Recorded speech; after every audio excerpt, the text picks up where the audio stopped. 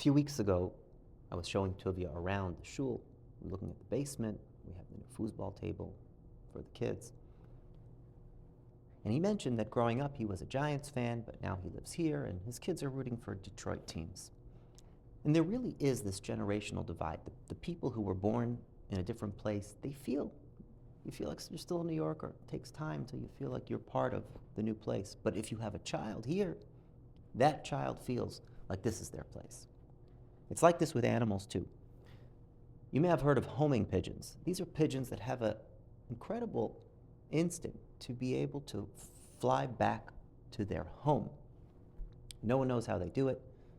If you let them out, you take them 100 miles, 500 miles, 1,000 miles away, they'll fly right back to their home. There used to be in the Michigan State Fair someone who would sell homing pigeons. And he wasn't quite honest, and he would sell these pairs of homing pigeons to unsuspecting buyers. And you'd buy a pair of pigeons, you'd take it to your house, create a really nice space for these pigeons with luxurious straw and high quality food with Canadian peas and they're really crunchy and nice fresh water.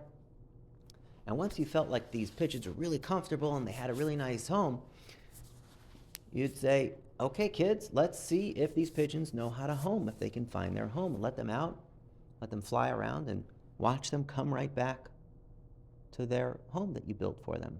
But instead they don't do that. They fly right back to the person who sold them to you, and he sells them again. When does it become their home? When they have a nest, they have babies, then it's their home.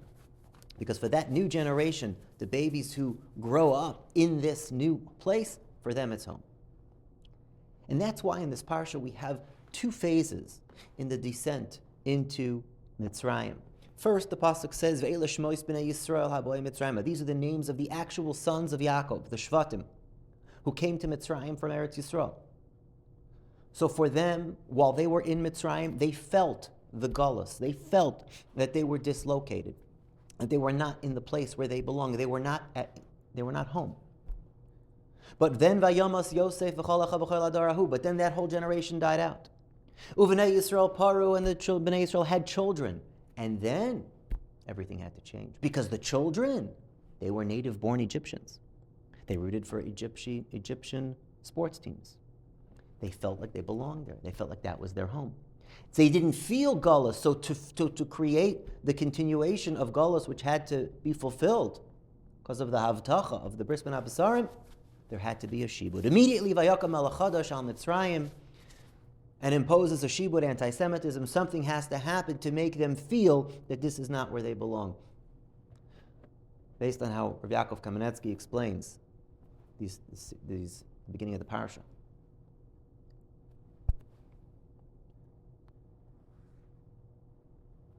Now, some people, when they're not in their place, they really feel like they're not in their place. They really feel like they're not at home. The hostages in Gaza, hundreds of feet underground for months and months and months, in cramped conditions where they can barely breathe, claustrophobic caves, tormented physically, spiritually, mentally.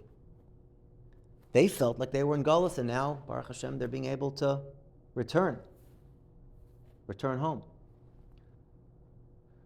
But here in America, doesn't feel that way. Feels comfortable. New president, football teams. It's easy to feel like this is where we belong. And the Jews in Mitzrayim, in Goshen, were very comfortable. And so much so that they resisted Moshe. When Moshe said it's time to go, they said, what do you mean, prove it? We don't want to leave. We're happy here. Yeah, there's a shibud, there are rules, we're treated a little differently, but still, we have melons, we have good food. And Moshe performs a sign, 3 signs, but the third one, he takes water out of the river, and when he drops it onto the dry land, it turns to blood. Explains the Meshech Chochmah, what is the significance of that? It's nothing to do with the Makkah of Dam. Moshe's not talking to the Mitzrim, he's talking to the Jews. He's saying, look at the water.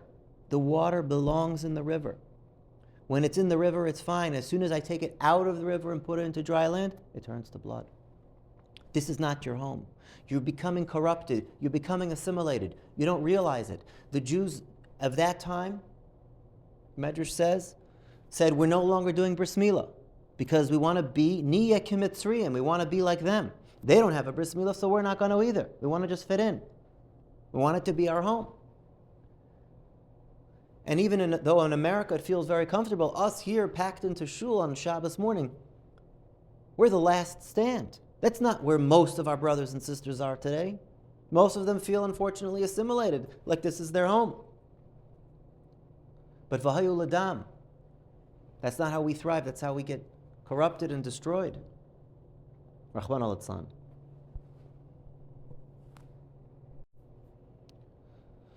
So what can we do to remind ourselves that we are in Galus? Because we want to make sure we feel that we are in Galus. We don't want chas v'shalom, a reminder, an anti-Semitism, a shibud, persecution, to make us feel that way. We have to make sure we feel that way all the time.